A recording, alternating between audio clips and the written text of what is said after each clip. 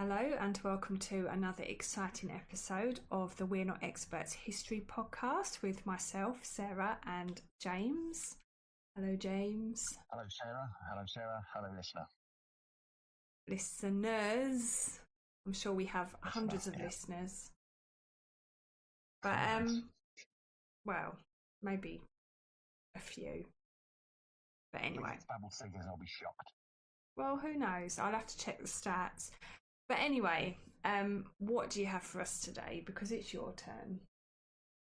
Well, today I'm going to tell you and our listener, singular, about two French artists and what they got up to. Okay. I don't want to give too much away straight away, but the two French artists are two women called Lucie Schwab and Suzanne Malherbe, who were born in the 1890s in France. Right, but okay. They weren't just artists. They were partners. They lived and worked together for over 40 years. But their journey together started in Nantes in France, and it led to an amazing act of defiance. So when you say partners, do you mean partners? Partners, they were a couple, yeah. They were a couple, right? Now, just to establish that, because we know it happened back then, but it wasn't as advertised as it is now. But anyway, okay, so they were a couple, okay. Yes, they were, yeah. And they performed an amazing act of defiance, which has earned them a special and unique place in history of wartime resistance. Okay. But from an early age, their lives challenged. I want to say normal. Normal is not the right word. There's no such thing as normal. No such thing as normal. No, that's true. Exactly. No. For a start, they both adopted gender neutral pseudonyms. So Lucy became Claude Cahun in 1919, and Susan became Marcel Moore.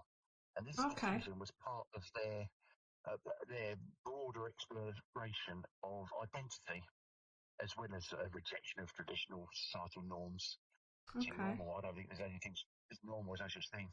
No. They looked at they're rejecting norms, themes of central to their artistic practice, really. Right. Who in particular became renowned for their very pioneering self-portraits. There's if you have a look online, you can see there's quite a series of photographs that they've adopted, but many personas are like trying to blur the lines between gender and challenging sticks. They were really ahead of their time then, weren't they? Really is. Well, I think it helps that they were very intelligent people as well. So a lot of thought went into everything. Their work also encompassed writing, photo montage, and sculpture. Right. And so Cahun often worked in collaboration with Moore, who they referred to as the other me. So they were very, very close. Right. And these creations went hand in hand deeply with the principles of the surrealist movement that was in Paris at the time, which they were very active participants in for years. Right. Now, Claude's self-portraits were, if people look back at them now and see they were really revolutionary for their time, because they challenged those fixed notions of gender and identity long before these concepts had gained mainstream discussion, as they had done for the last few years. Through the use of elaborate costumes, masks, poses, Cahun explored the worlds of masculinity, femininity, being androgynous, and also ambiguous personas as well. And this radical artistic practice wasn't just about the aesthetic; it was very personal and intellectual. It was a quest to dismantle these expectations that society had around identity, which made their work really relevant to modern day discussions around gender fluidity and self-expression. So they were so far ahead of their time. Yeah, they were. Wow. Yeah, absolutely brilliant. But in 1937, they decide we need a quieter life. I suppose they're in their 30s now. Well, actually, in their 40s now, I would have thought. All getting on a bit. We should know about that. It, it's like, let me know so I know what to expect, obviously. So the idea is we're going to have a quieter life. We'll move somewhere away from the escalating political tensions that are happening in Europe. So they moved to Jersey in the Channel Islands.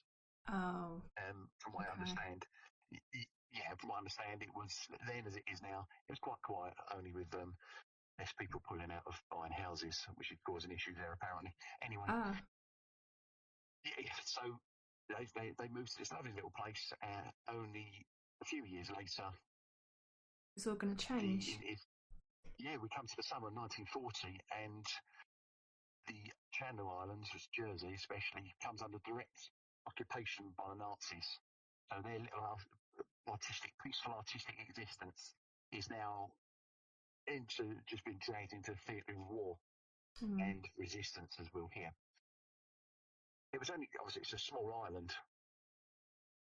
Right. I think I don't know what the population was like. I know the British didn't think they could defend it, especially at the time. So they told people that we can't help you. You need to evacuate. So hundreds did, but stayed. Wow. And these two stayed, and they used their intellectual and creative courage. Over the next few years, it would be tested in very extreme circumstances, but it revealed their profound commitment to freedom, I suppose, which sort of went well above their artistic endeavours. Yeah. I suppose if they've been in mainland Europe prior to moving, they would have seen what was going on in Germany, and that sense of freedom, I suppose, would have been strengthened in most people, not just these. These two were very intelligent, and they would have thought it through quite deeply. Well, you'll hear exactly what they're like. They are brilliant. I heard about these two in another podcast. It was so taken with them that it stuck with me, which is why I've then sat and written this out, and then and trying to not bore you too much with it now. Oh, it's interesting. They're fascinating, absolutely brilliant. So, Jersey is the largest of the Channel Islands, and a little bit of peace it did enjoy during the war years came to an end on the 1st of July 1940, because the Germans just went in. It was an unchallenged occupation because the British had evacuated troops as well as people, and it demilitarised the islands. So the German military moved in. They were there for 5 years, basically.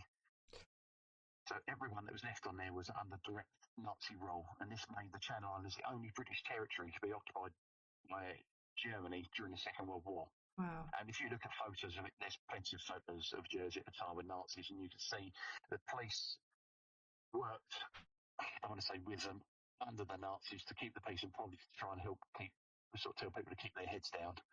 I can't imagine they collaborated. I imagine they did the minimum just to keep the Nazis off their backs and off of other people's. But there are lots of photos, a lot of them taken secretly as well. But life under occupation immediately changed Jersey's population. The German military administration imposed a very strict regime, which was specifically designed to assert control and maintain order. So the basic freedoms were curtailed. So there was censorship, which became very pervasive, which affected everything from your mail to public information. They also had curfews in place, so your movement was limited, especially after dark. I suppose why people out after dark, they're probably causing trouble. There's also shortages on most things, essentials like food and fuel, which led to severe rationing, because the islands, obviously, they're cut off. So it's difficult unless the Germans are bringing it in, no one else is able to get anything onto the islands. They frequently confiscated property for military use, and civilians were also often used as forced labour. So you had this not pleasant. Visible. No, it would have been quite bad. Quite bad. Couldn't have been awful. I think I would upgrade it from quite Worse bad to than awful. lockdown, it sounds like. At least we had the internet to keep us going. Yeah, but I don't know if they were that bothered if you went out during the day, whereas here you're only allowed out for one walk a day, from what I remember. Anyway, and the Germans didn't make you stick things up your noses. Say what you like about the Nazis, they didn't make you stick plastic up your nose. Anyway, the constant, and it was a constant and visible presence of uniformed German troops. So as soon as you leave the house, oh yeah, we're under Nazi occupation. I don't think anyone actually woke up one morning having completely forgotten about it, but it's constantly in your face. So that psychological impact of living under enemy rule, and pretty much overnight as well. Like, it must have been quite a dramatic change. Oh God, that's horrible. That's awful. I think there's one. I think they were expecting it. I know people now are expecting it, but there's a difference between expecting it and experiencing it. Well, it's like, I'm not trying to compare it, but obviously with the whole lockdown, it wasn't out of the blue. I mean, it was building and building for a long time, wasn't it? And we knew cases were going up and we knew they were talking about, but the day they actually announced it and said, right, everyone's in lockdown, it was a shock. It was like, oh my God. And life just suddenly changed. And that was nothing on this. This is completely... Even though there were people fined. Was anyone imprisoned for breaking lockdown rules? They probably were. Can't remember now. I think they were more giving people fines rather than putting them in prison. Yeah, I think they were trying to keep people out of prison. Yeah, probably because it spread from prison. Yes. I can't remember. I'm sure it was more fines and things. But anyway, yeah. Yeah. But the islanders then experienced intense isolation. Hang on. Oh, theirs was from mainland Britain, though, rather than just being stuck in a house. And your communication was very restricted as well. So the absence of news from the outside world, as well as the combination of having that with German propaganda, it fostered an environment of uncertainty and fear. Because I often wonder whether it's people you've been living next to for years, and all of a sudden you think, well, is he collaborating? I saw him talking to a Nazi the other day. You start to mistrust everyone. Yeah, it's frightening. Exactly. You don't know who to trust. Yeah. No, exactly.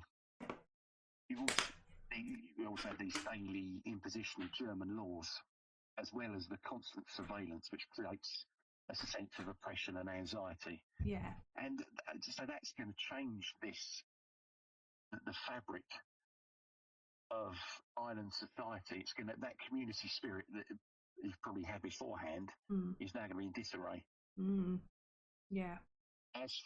One of the laws they had, if you owned a radio or you were listening to a radio after June 1942, that was punishable by quite severe penalties, which may be imprisonment or worse. Oh, my God. I mean, listening to the BBC, it was more of a crime then than it is now. When you say worse, what do you mean? Worse than prison? Worse than imprisonment, I imagine death. Oh, my God. For having a radio. Yes, I imagine what they thought you were doing with that information.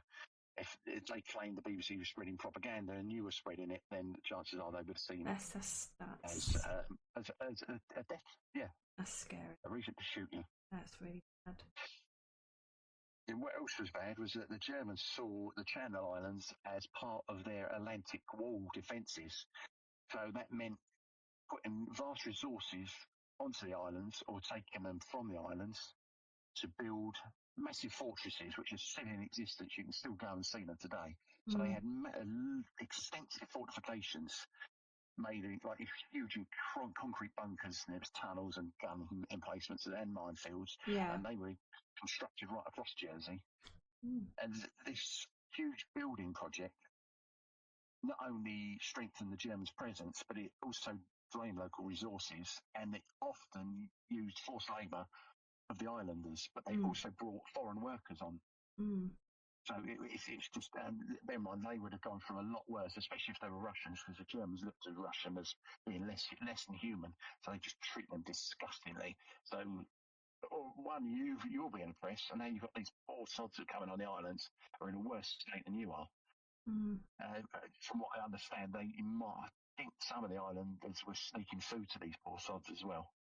So even though you've got next to nothing, you still feel the need to share it with these people who are under the same tyranny that you are, which is, I suppose, probably helps morale somewhere. Yeah. Anyway, a mix. Where do our two ladies come into this then? Because they're living on the island. They're seeing all this, and they've decided they're going to embark upon a very extraordinary and personal campaign of resistance aimed at the German occupiers. But they were very deeply anti-fascist, and that was convictions that they'd developed whilst they were living in Paris.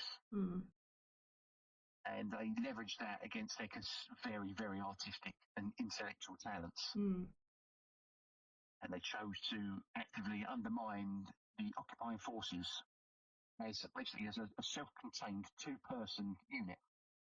I suppose the first resistance would have been made up units made up of lots of people, and so were the Dutch. But these were a resistance unit made up by two of them under their own command, as it were.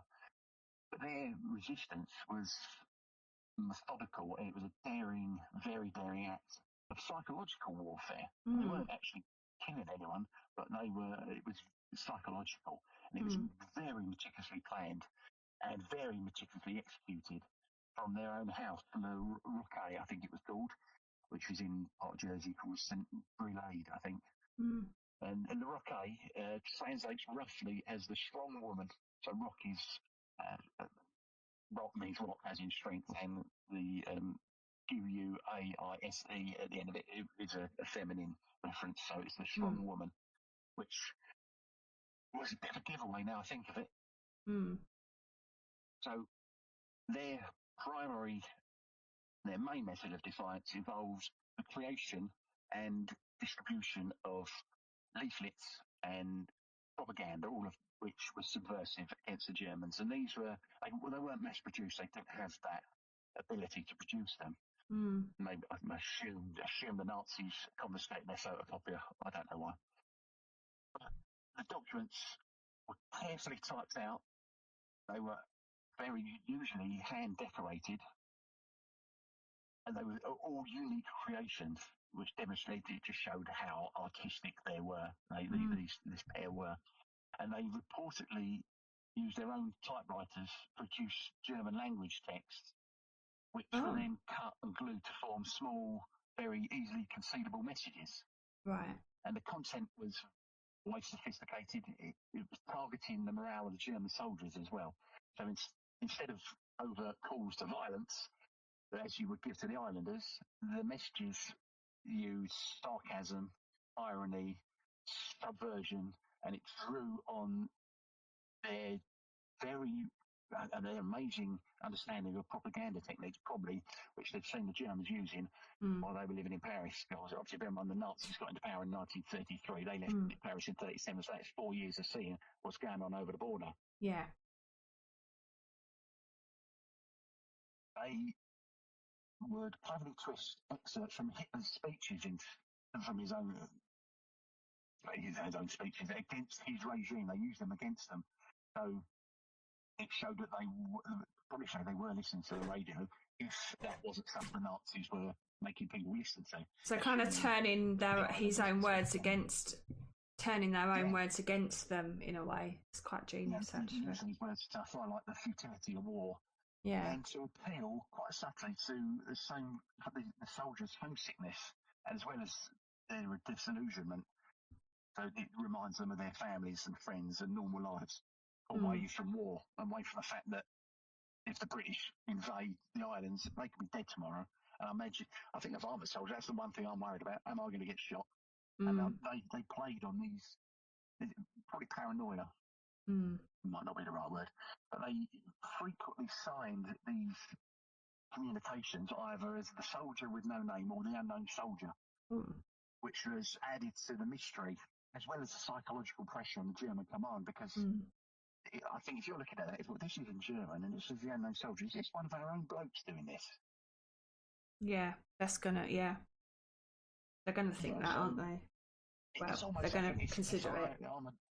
If I'm on Jersey wondering whether my neighbour's a collaborator, the Germans are now on Jersey wondering whether our own soldiers are, turning against us. Mm-hmm. Their distribution methods, obviously, because they couldn't do the mass distribution, they couldn't put it through every letterbox, were as ingenious as the creation of the leaflets, and it relied on their meticulous observation of the Germans' routines. Right. It also took quite a degree of personal risk. I mean, the observation of German routines makes me think of the stereotype that the Germans are very economical and they do everything by the book, by the second. Great penalty takers. That's how I see them. Work hard anyway. Build a decent car. But they kept an eye on them, so they knew where and when they could bump into them if they needed to. So Cahun and Moore would venture out, often disguised, sometimes with Cahun wearing a fake beard, would also adopting this masculine appearance to blend into population. And they would engage in very subtle acts of what would have been sabotage. Not the sabotage we would say, they weren't blowing up railway lines, but no. What they would do is they would walk up, get quite close to the German soldiers and just discreetly slip one of these notes into the pockets of one of their uniforms while they were queuing at the shops or going to a concert or something, which has got a lot of guts to do that. You get that caught is... doing that. I shudder think like that. Yeah, that is. Yeah. Love it. And I'd imagine if they're getting away with this time and time again, they're probably getting quite a bit of a kick from it. Yeah, I bet they are. They would. Oh yeah, I think I would. They were also leaving messages on public benches in the parks, or they'd go up to the military vehicle and leave it under a windscreen wiper in the town square somewhere, or chuck it into German newspapers, which had been left outside cafes and newsstands to be taken in. So they walk up and just put it inside one of the papers, knowing the Germans are going to pick it up and read it. They also went up to elevated positions to drop the messages, knowing that they would fall somewhere near some unsuspecting German patrols. They also come up with the idea of wrapping one around a stone and throwing it into a moving German military vehicle. Oh my God, that's really brave. Fantastic. Jesus. So I love these two. They're fantastic. But they would also leave them in telephone boxes, public toilets. Yeah, that's probably a bit safer. When they knew the Germans were going. Yeah, not as much fun, but I think the idea was they probably knew the Germans might be using the phone boxes or the public toilets, so that it's whether it's safe or a little bit more daring, the outcome's the same. The Germans are seeing this. But what it was actually also doing is it had annoyed the German command, because there's very anonymous and sophisticated German propaganda messages being passed to their men. And what the Germans think this is, it's a very well organised, possibly large entrenched resistance network on the island. So that means these two artists are now forcing Germans more manpower into looking for this cell, this group of people that they think are spreading it, because there must be more than two. They actually think there is a resistance cell on the island somewhere. So they've now taken manpower away from somewhere else to look for this soldier with no name. And this constant unidentifiable, I can't even say it, unidentifiable pressure. Get your teeth in. There you go. 13 lucky. It had undermined German morale and it forced them to expand the team to search for them. So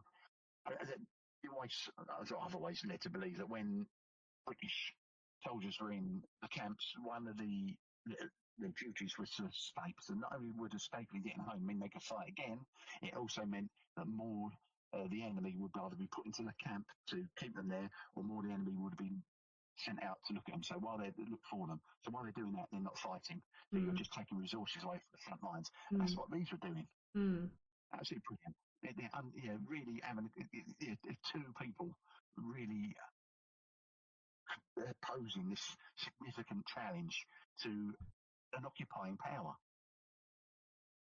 But it didn't last forever, unfortunately. I was going to say, did they get caught in the end?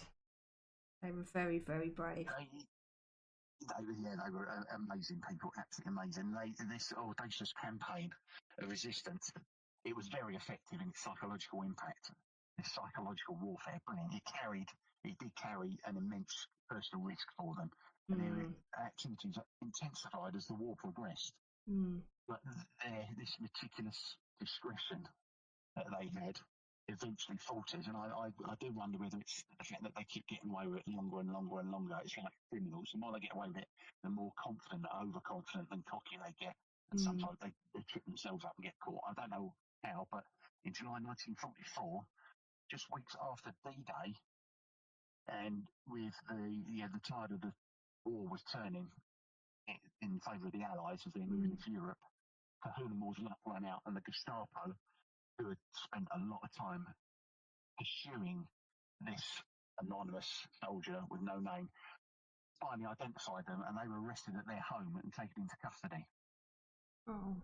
The charges that were put against them were very grave. They were accused of listening to the BBC, which is an act strictly forbidden under German occupational law, and it was punishable by severe penalties, including imprisonment. More important than that, they were facing accusations of inciting troops to rebellion, which was a charge that amounts to treason against the Reich, and this was a capital offence. Oh dear. It showed how deep the concern was of the German authorities about this very sophisticated and unsettling propaganda. So their imprisonment in Jersey's Newgate Street Prison was very harsh. I mean, one, it's a prison, and two, it's a prison in wartime under an occupier force. So it's going to be even worse than usual. And the conditions in there are not great at all. It was very cold, the food was terrible, and they almost certainly were in isolation. They probably didn't see each other, speak to each other for a while. And they were also, they were also interrogated. And this would have been by the Gestapo, and that would have been very, very unpleasant. I imagine torture techniques may have been used. They maintained their composure and never betrayed any associates. So it ensured that their two-person resistance remained the two-person resistance. It was isolated. It was just the two of them. So if anyone helped them, they never dropped them in it. Oh, and that was good of them. Yeah, amazing. Absolutely amazing. It continues to be fantastic, these two. I love them. But they had a trial before German military court, which was swift because chances are the outcome was already known beforehand. Yeah. And in November 1944, they were sentenced to death. Oh. And the severity of the sentence, it showed how the German command viewed their actions as a really significant threat to military discipline on the island. Even whilst they were incarcerated, though, and they were waiting for this execution date, they continued this spirit of defiance.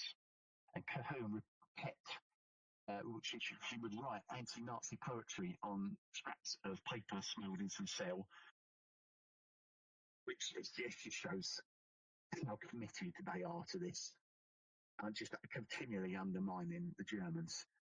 Even while they're in prison. Why stop? Yeah, we did it. The resilience under extreme duress is fantastic. What was good, though, is their sentences were commuted to imprisonment, so they weren't executed. Oh, and that good. happened. Yeah, that happened just before the liberation of Jersey in May 1945. So they were able to witness the end of the occupation, which they had fought against for all these years. Yeah. Oh, at least they got to see that. Yeah. Yeah, absolutely brilliant. If you go online and look up the liberation of Jersey and look at the photos, there's loads. They're brilliant. So this story, Claude and Marcel, is a very powerful testament to the nature of resistance during World War II, how multifaceted it is.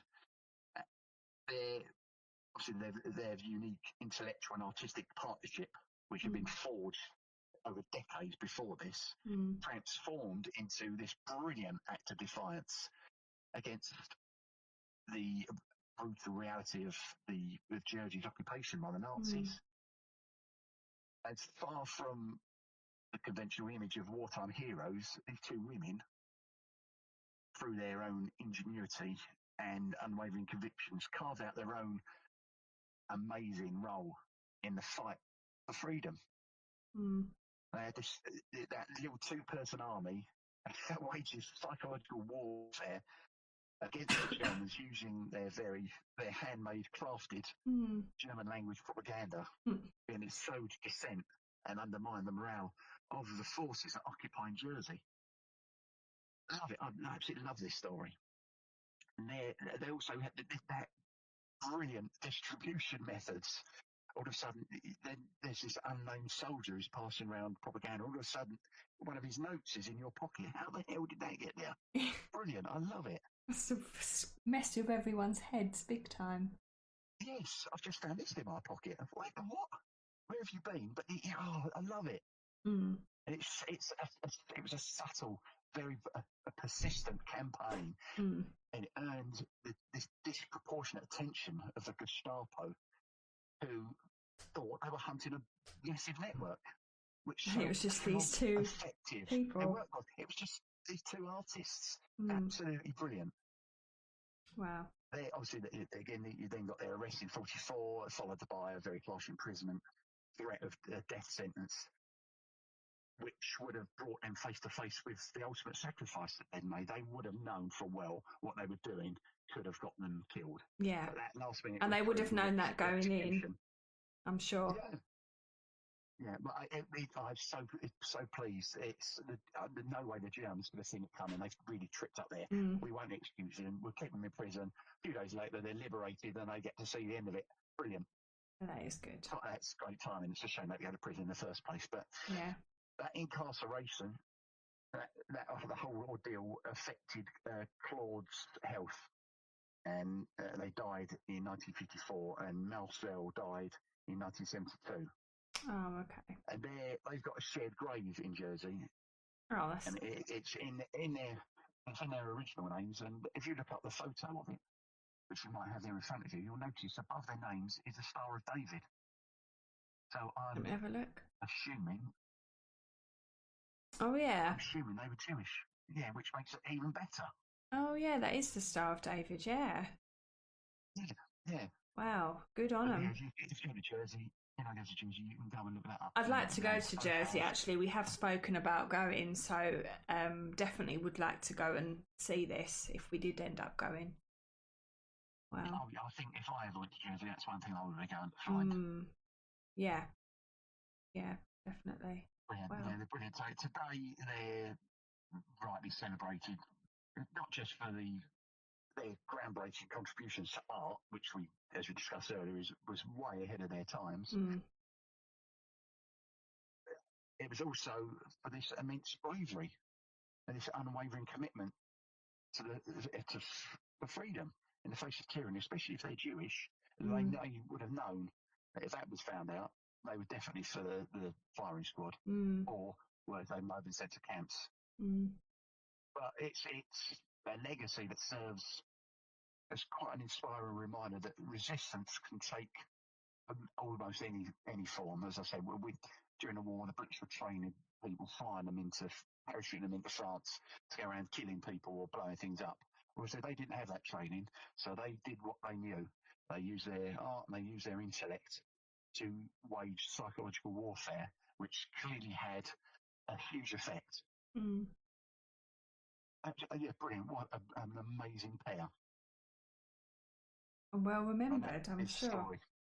Well, thank you for sharing that. As should be. That's the story of Claude Cahun and Marcel Moore, two brilliant people. Yeah, wow.